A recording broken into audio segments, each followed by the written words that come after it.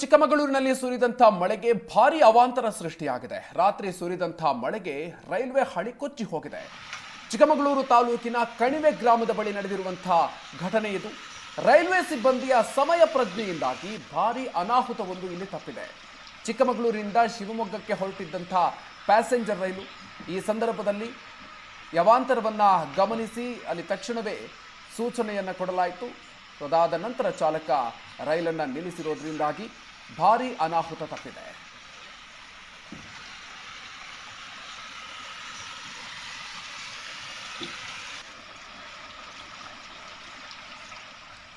ಇನ್ನು ಮಹಾಮಳೆಗೆ ಕಾಫಿ ನಾಡಿನಲ್ಲೂ ಕೂಡ ಹಲವು ಅವಾಂತರ ನಡೆದು ಹೋಗಿದೆ. ಕಡೂರು ತಾಲೂಕಿನ ಹಡಗಲು ಗ್ರಾಮ ಜಲಾವೃತಗೊಂಡಿದೆ. 3-4 ದಿನಗಳಿಂದ ನಿರಂತರವಾಗಿ ಮಳೆ ಸುರಿತಾ ಇದೆ. 2 ದಶಕಗಳ ಬಳಿಕ ಇಷ್ಟು ದೊಡ್ಡ ಪ್ರಮಾಣದಲ್ಲಿ ಮಳೆಯಾಗಿರುವುದು. ಇದರಿಂದಾಗಿ ಬಯಲು ಸೀಮೆಯ ಜನ ಕಂಗಾಲಾಗಿದ್ದಾರೆ. ಮಳೆರಾಯನ ರೌದ್ರಾವತಾರಕ್ಕೆ ಬಯಲು ಸೀಮೆಯ ಜನ ಕಂಗಾಲಾಗಿ ಹೋಗಿದ್ದಾರೆ. ಚಿಕ್ಕಮಗಳೂರು ಚಿತ್ರದುರ್ಗ ಗಡಿ ಭಾಗ ಆಗಿರುವಂತಹ ಗ್ರಾಮ ಇದು.